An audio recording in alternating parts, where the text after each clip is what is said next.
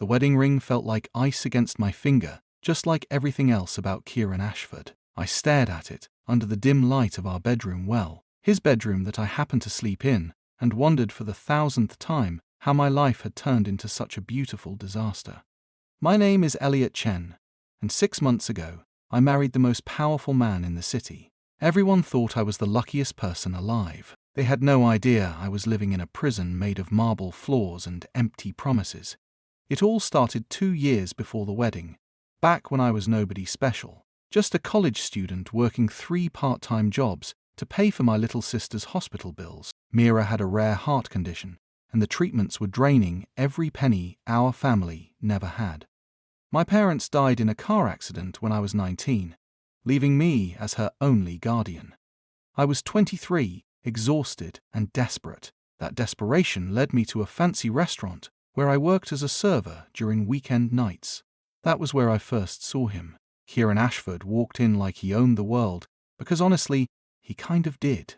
His family's company controlled half the technology industry in the country. He was tall, with dark hair that fell perfectly across his forehead, and eyes so cold they could freeze fire. He barely looked at anyone, including me. But I noticed him. Everyone noticed him. One night, I accidentally spilled wine on his expensive suit. My hands were shaking from working a double shift, and the tray just slipped. I thought I was going to get fired, sued, or worse.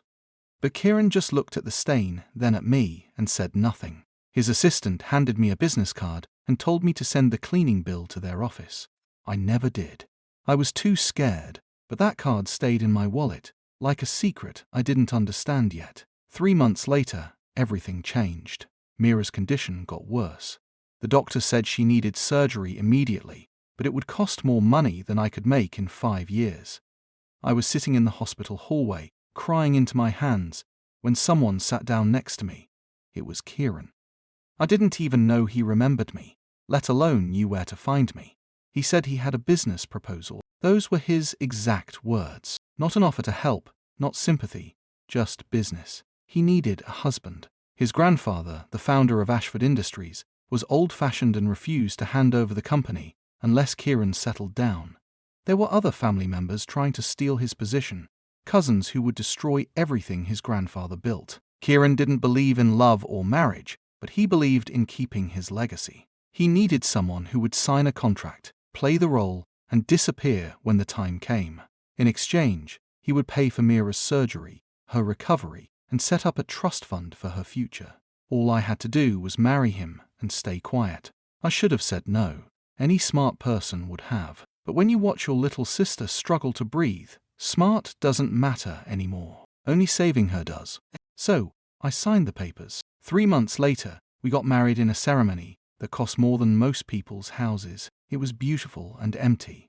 Just like our relationship, living with Kieran was like living with a ghost. He left for work before sunrise and came home after midnight. We had separate rooms, separate lives, separate everything. The only time we were together was at public events where we had to pretend we were a happy couple.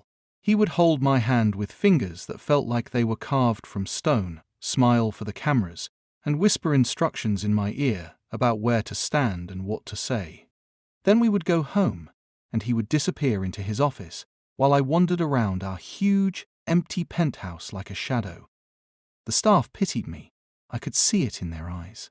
They knew this marriage was fake, even though no one ever said it out loud. Mira was the only good thing in my life. The surgery was successful, and she was getting stronger every day. She stayed with our aunt across the city, and I visited her whenever I could escape the golden cage Kieran had locked me in. But here's the thing about living with someone. Even a ghost, you start noticing things. Kieran worked constantly, like he was running from something. He never relaxed, never laughed, never seemed happy even though he had everything. Sometimes I caught him staring out the window at night with an expression so lonely it made my chest hurt. I told myself not to care. This was just a contract. He was just my employer, not my husband, not really. But my heart didn't listen. Slowly, quietly, I was falling for a man who would never love me back. Then one night, everything shifted. It was our 6-month anniversary. Not that either of us acknowledged it. I couldn't sleep, so I went to the kitchen to make tea. Kieran was there, which was unusual. He was sitting at the counter in his pajamas, drinking whiskey and looking more human than I had ever seen him. We stared at each other for a long moment. Then he asked me why I was still awake. I said I could ask him the same thing. He almost smiled. Almost. We talked that night. Actually, we talked. He told me about the pressure of running a company at 28, about family members who wanted him to fail, about a grandfather who loved him but didn't understand him. I told him about losing my parents, about raising Mira, about being scared every single day that I wasn't good enough. For the first time, Kieran looked at me like I was real, like I mattered. When he reached across the counter and touched my hand, my whole body froze. His fingers were warm. I didn't know they could be warm. He pulled back quickly, like he had burned himself, and said good night. But something changed that night. He started coming home earlier. We began having dinner together sometimes. He asked about Mira, about my day, about me. The conversations were short and awkward, but they were something. I started hoping for things I had no right to hope for. That was my first mistake. My second mistake was trusting his best friend, Adrien Cross. Adrien was everything Kieran wasn't: warm, charming, easy to talk to. He was the company's chief operating officer and Kieran's closest friend since childhood. Adrien visited our penthouse, often for business meetings, and he always made time to chat with me. He made me laugh. He made me feel seen. He told me I deserved better than a cold, distant husband. He said Kieran was lucky to have me. I believed him because I was lonely and stupid. Adrien started texting me, innocent stuff at first, asking how I was doing, sharing funny memes, inviting me to coffee when Kieran was busy. I thought I finally had a friend. I had no idea I was walking straight into a trap. One afternoon, Adrien invited me to an art gallery. He said there was an exhibition I would love, and Kieran was stuck in meetings all day anyway. I went. We looked at paintings, drank expensive coffee, and talked about everything and nothing. Adrien was attentive and kind, everything I was starving for. When he dropped me off at the penthouse, he hugged me goodbye. It felt innocent. It wasn't. The next morning, photos were everywhere. Pictures of me and Adrien at the gallery, laughing together, standing too close, his arm around my shoulders during that hug. The headlines screamed about the billionaire's unfaithful husband, about scandal and betrayal. My phone exploded with messages and calls, but the only person I cared about was silent. Kieran didn't come home that night, or the next night. When he finally walked through the door, his eyes were back to ice. He looked at me like I was a stranger, like I was nothing. I tried to explain, but he held up his hand and stopped me. He said he didn't care about explanations. Our contract didn't include loyalty clauses because he never expected loyalty. But his family, his company, his reputation, those mattered. I had embarrassed him publicly, and there would be consequences. I felt my heart shatter into pieces too small to ever put back together. The man I had fallen in love with was gone, replaced by the cold stranger I married 6 months ago. The consequences came faster than I expected. Kieran's lawyer showed up at the penthouse the next morning with new papers, a revised contract.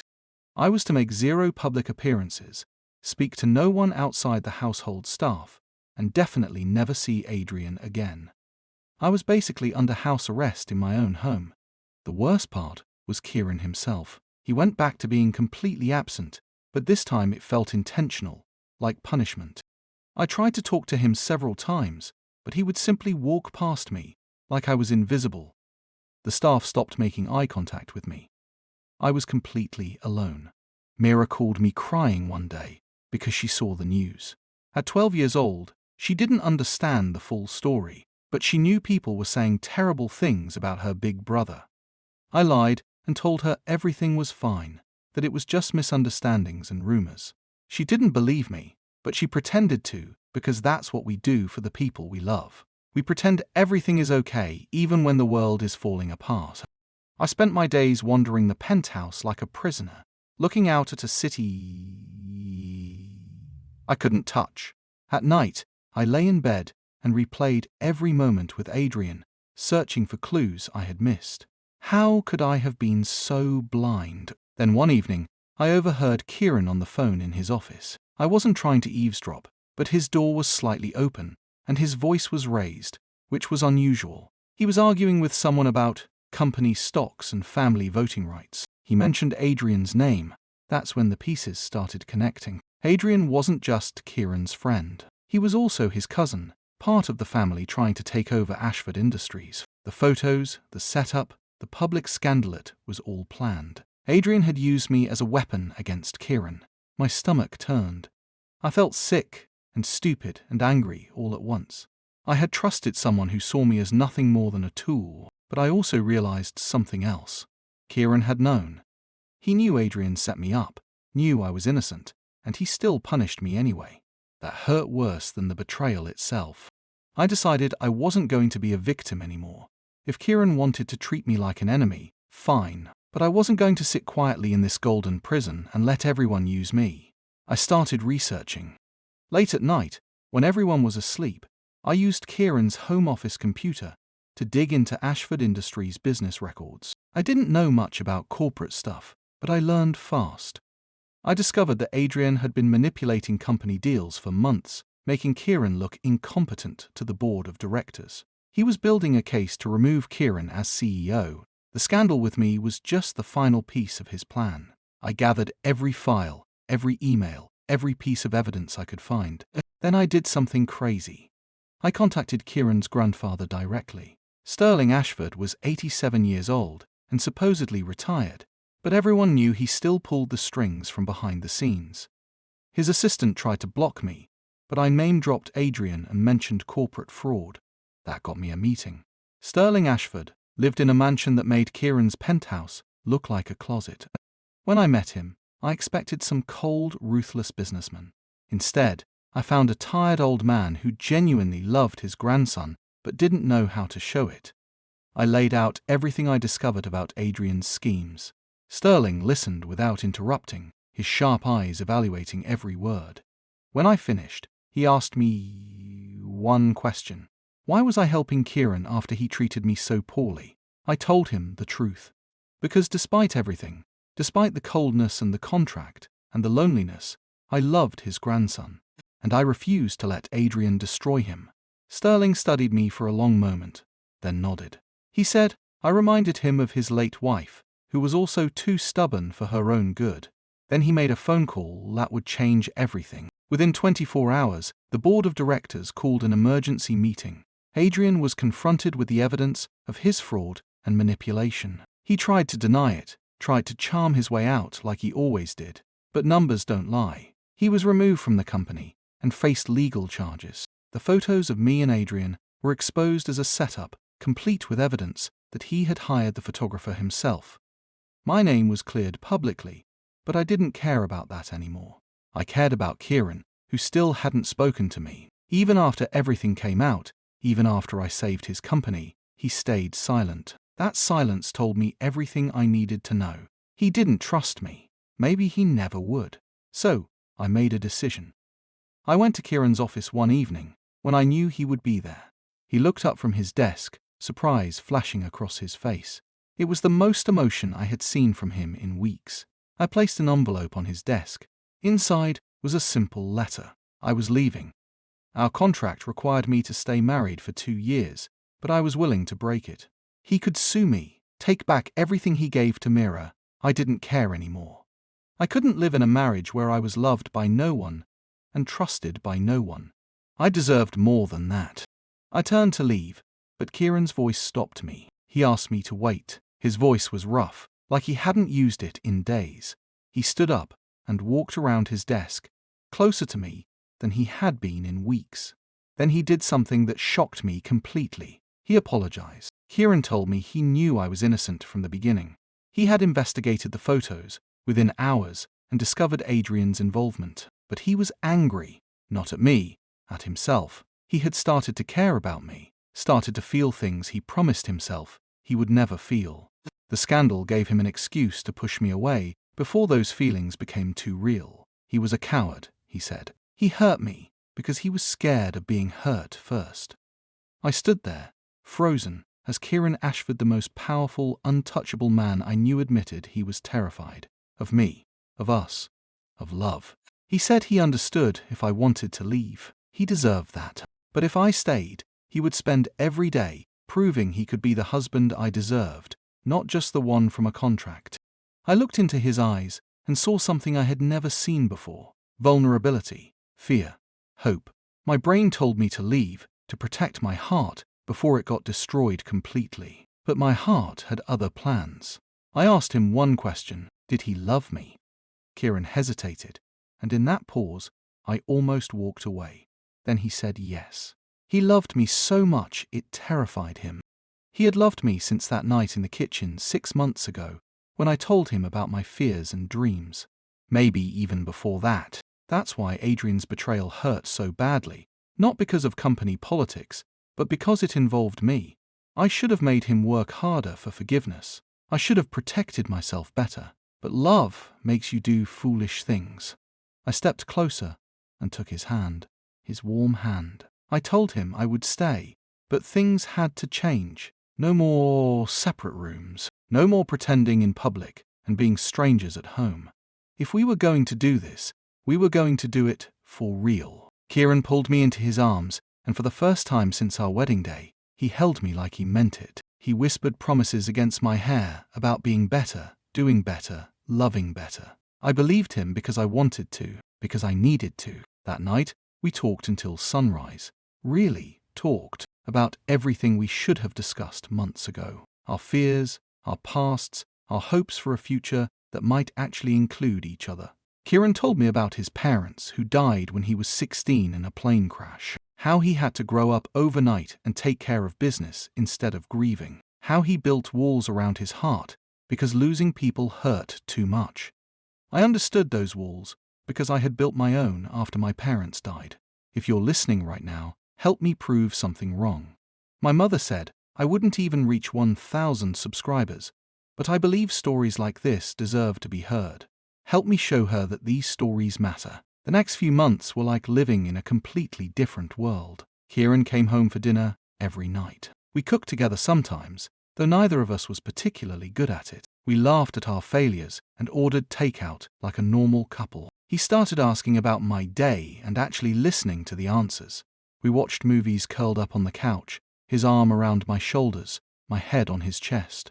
These small, ordinary moments felt more valuable than all the luxury surrounding us. Kieran introduced me to his grandfather properly, not as a contract husband, but as someone he loved. Sterling approved, which apparently meant something in the Ashford family. He told me I had more courage than half the board of directors, and that Kieran was lucky I was stubborn enough to stay. Mira visited the penthouse for the first time. Kieran was nervous, which I found adorable. He wanted my little sister to like him. He bought her favorite snacks, set up a gaming system in one of the spare rooms, and listened patiently while she talked about school and her friends and her favorite anime shows. By the end of the visit, Mira pulled me aside and whispered that she approved of my husband. That meant everything to me. But healing isn't linear, and trust that's been broken doesn't repair overnight. There were still hard moments. Sometimes I would catch Kieran staring at his phone with a worried expression, and my brain would immediately jump to worst-case scenarios. Was he talking to someone else? Was he regretting his choice to let me in? I hated that Adrien's betrayal had planted these seeds of doubt in my mind. One night, I finally confessed these fears to Kieran. Instead of getting defensive, he handed me his phone. He said I could check it whenever I wanted, read every message, see every call. He had nothing to hide. I didn't take the phone. That wasn't the point. The point was that he offered, that he understood my fears came from real hurt, not from distrust of him. That night, we made a rule. Whenever doubt or fear crept in, we would talk about it immediately instead of letting it fester. Communication became our foundation. Work was still stressful for Kieran. With Adrien gone, there was a gap in company leadership that needed filling. Kieran was working long hours to stabilize everything and prove to the board that he could handle the situation. I hated seeing him exhausted, so I started bringing him lunch at the office. At first, his assistant looked shocked to see me. I think she expected me to be the scandal-causing husband who stayed hidden at home. But I smiled, introduced myself properly, and asked if Mr. Ashford had time for a break.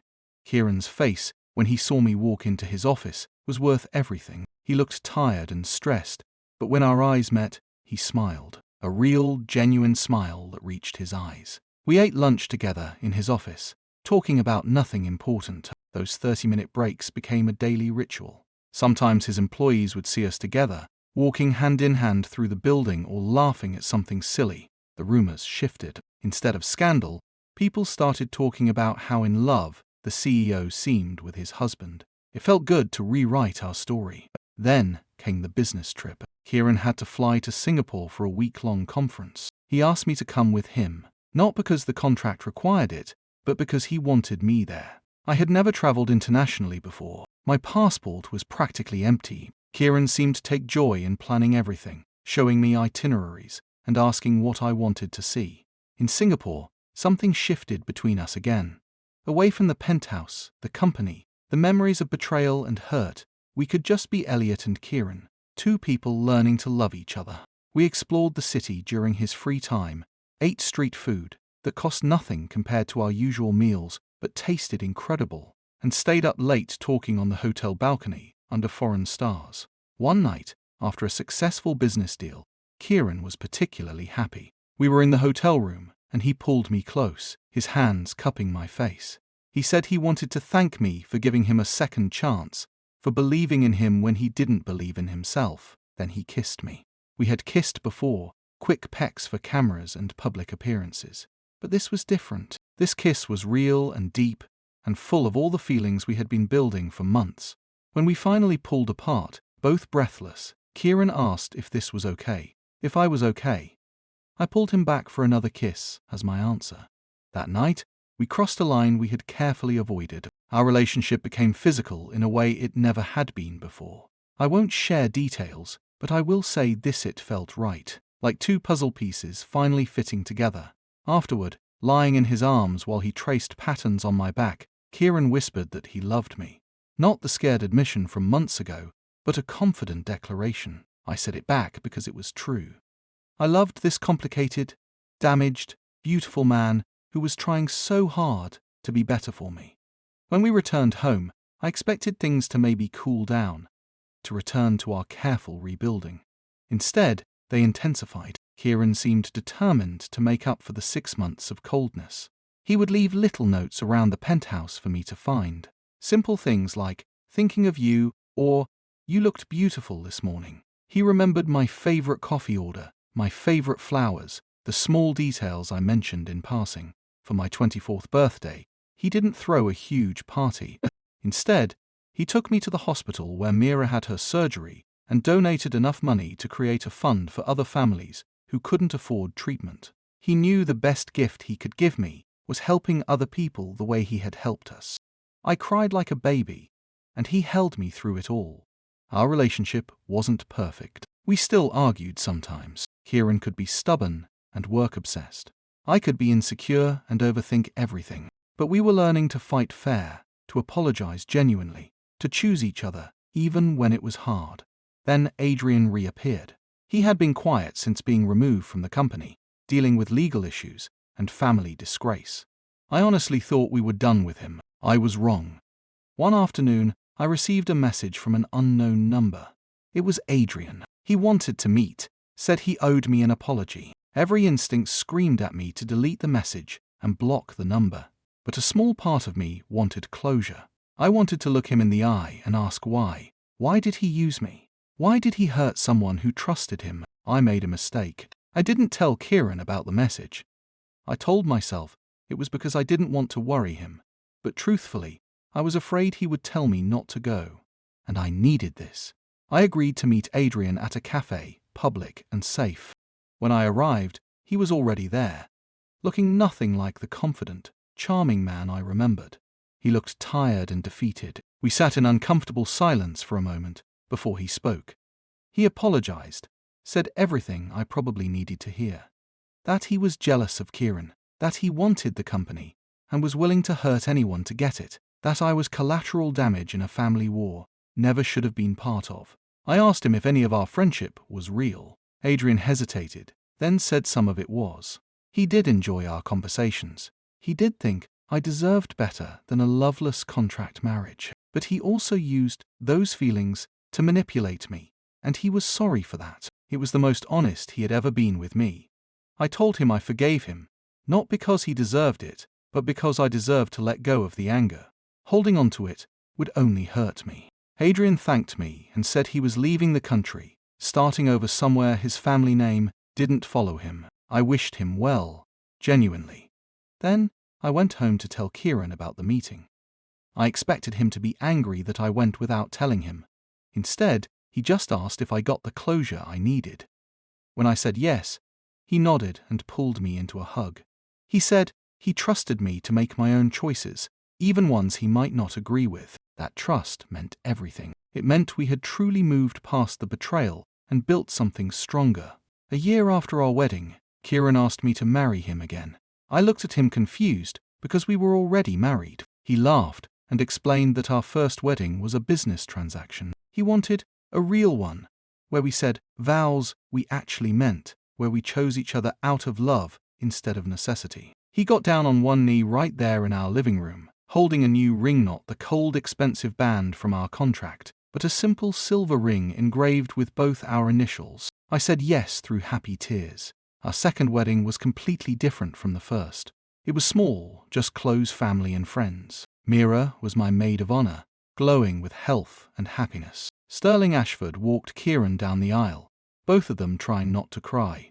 When we exchanged vows, Kieran promised to choose me every day, to communicate instead of shutting down, to love me loudly instead of quietly. I promised to trust him, to believe in us even when things got hard, to be his partner in every sense of the word. When we kissed, everyone cheered. It felt like a true beginning. Married life, the real kind, was better than I ever imagined. Kieran integrated me into his work life more.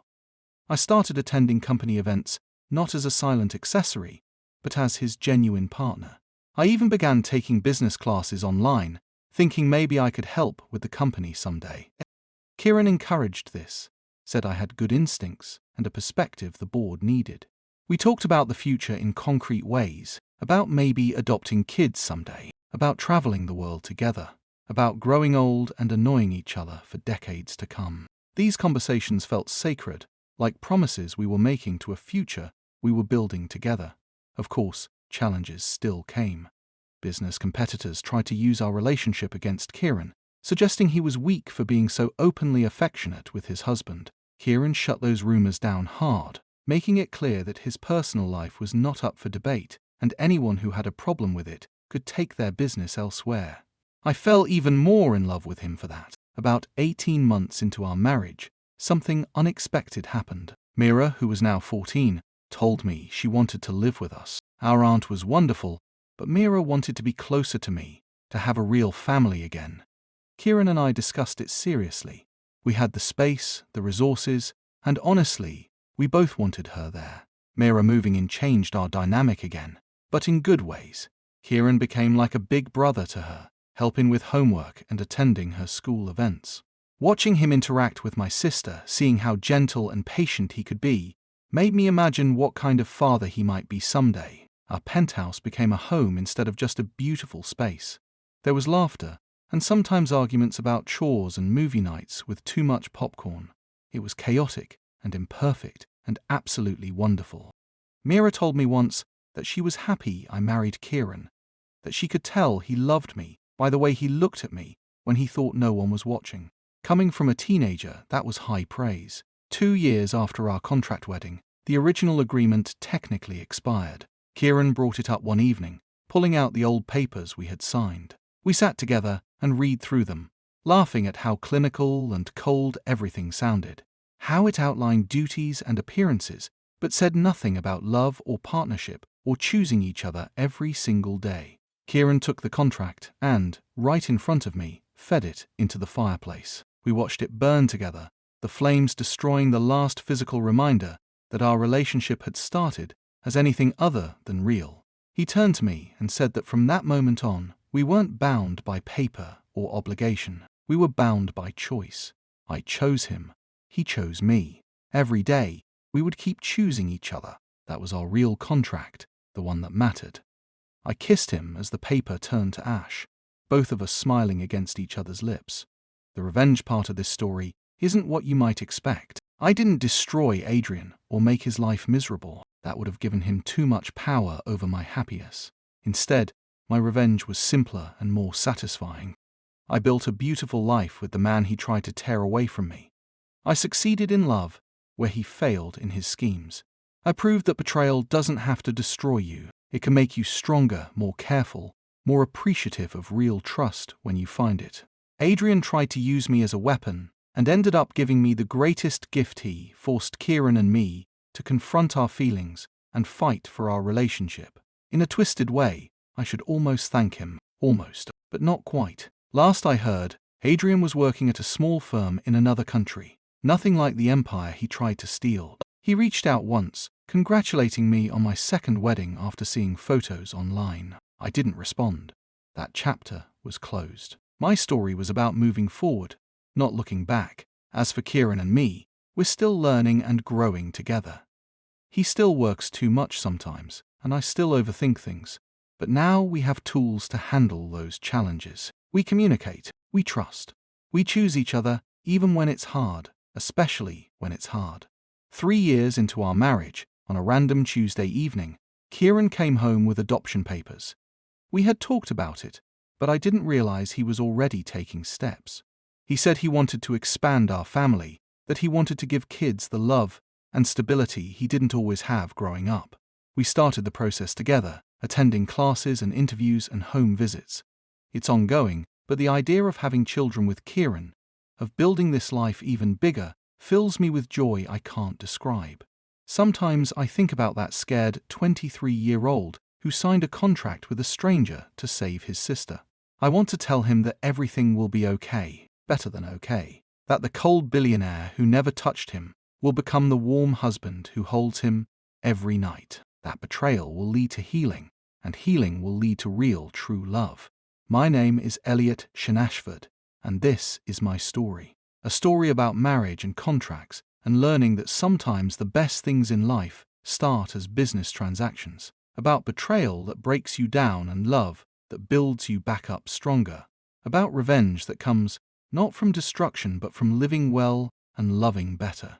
About a cold billionaire CEO who learned to touch, to feel, to love. And about me, learning that I deserved all of it. Thank you for listening to my journey. It wasn't easy, and it wasn't perfect, but it was worth every moment.